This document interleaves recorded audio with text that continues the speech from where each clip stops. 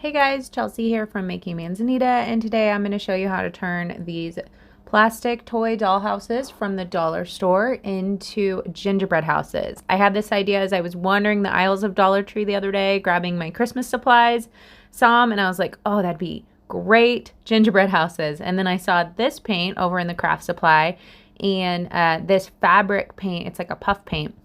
And so I was trying to make this all using Dollar Tree supplies. So I grabbed all three of those with high hopes that I could make this work, and I gave it a go. I opened everything up, and throughout, the tall houses came out with these little furniture and people pieces. So I threw those aside. I grabbed both of the designs. They had two different designs at my local Dollar Tree, so I grabbed one of each, and I gave it a go. And let's just say, it didn't turn out great. I'm going to be honest with you. Let me show you a little closer look at what I encountered, which I thought was going to happen, but here we go. So I was hoping to make this a super simple project with just a few supplies, and so I was skipping any sort of primer on this, and you can see the acrylic paint is just kind of beating up on the surface and it's not sticking. So I have two ideas. Either we could spray paint these with a spray paint that's made for plastic. Again, I was just using this dollar store acrylic paint. I thought it was a perfect color. So we could spray paint them, or what we could try to do is put a primer on here first and then try the acrylic paint again. So I think I'm going to try that first because I'm pretty sure I have some spray primer out in the garage, so I'd rather just use supplies I have. So I'm gonna give that a try.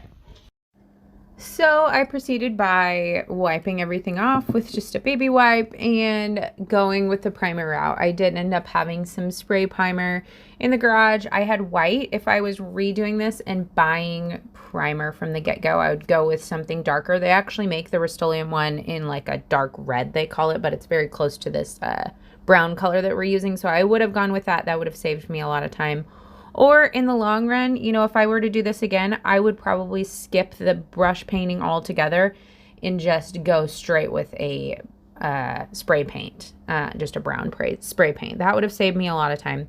But again, they don't sell spray paint at the dollar store. So I was using that dollar store brown acrylic paint and trying to keep it with just dollar store supplies.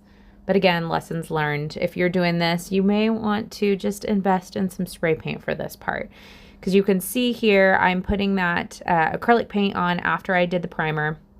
I did a few coats of the spray primer, and the paint is sticking a lot better. It's not beating up on the surface, but it did honestly take me quite a few rounds of that paint to get it to not be see-through on this. And that would have been better with a darker color primer, but that's what it looked like after one coat.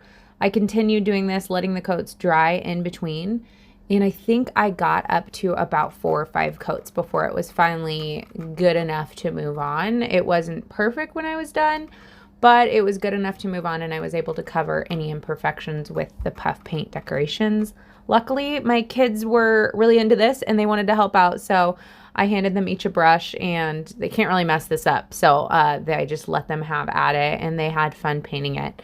But again, it did take about 4 coats though, and you want to avoid brushing back and forth because that's just going to kind of activate the paint underneath.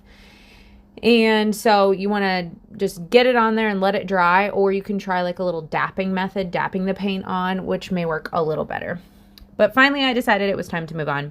So I opened the fabric paint, and this is the paint that I got from the dollar store. It's just like puff paint. They call it 3D fabric paint at the dollar store, and I got white. It is a shiny white, and it works just the same as normal puff paint does. You just kind of squeeze it out and it'll dry on the surface. You want to be careful not to squeeze too much because you don't want to get too much on there, so it does take a little control. My kids were not able to help out with this part. My little one tried a couple times to help, and it was pretty hard to get it out in a controlled method with the little hand. So I simply just started outlining all the window frames, the window sills.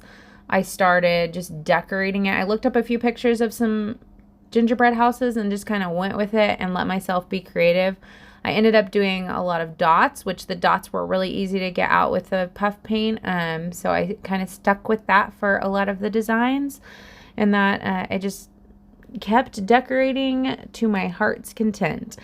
And another method that I have seen other people use, if you don't want to go with the 3D puff paint, is you can also get white hot glue sticks, and it's just like hot glue, but it's white, and you can get this same look, but you'll have the control of your hot glue gun. I think I have a lot more control with the puff paint, but if you prefer hot glue, you may want to give that a go. They do sell at Dollar Store, they sell some colored hot glue sticks in the craft section, but they didn't have white at my Dollar Store. So they did have a shiny glittery one I almost got, but decided to stick with the white for a more classic look. So as you can see, I just kind of decorated as I just continued to add more and more decorations as I went on. I liked the dots along the ridges of the roof there. That kind of looked to me kind of like Christmas lights, so I liked that. And then on this one, I did dots all over the roof, which added a lot of fun character. The dots were really easy to get done. And then I added a bunch of puff paint to the top and kind of made it look like snow. So this is how it looks like when they were all done. And this is where I ended up decorating with them in our house on the top of our piano in our laundry room area. And I thought it was the perfect little spot. I love how they turned out. They were so much fun to make. And even though it took several rounds of that paint, which was kind of frustrating, once I got past that painting phase, I still had a ton of fun decorating these. And my kids did have fun getting all the paint on them. So I'm glad we were able to work on this together. So go to your local dollar store, grab some toy dollhouses and get going, put on some holiday music and let the crafting begin.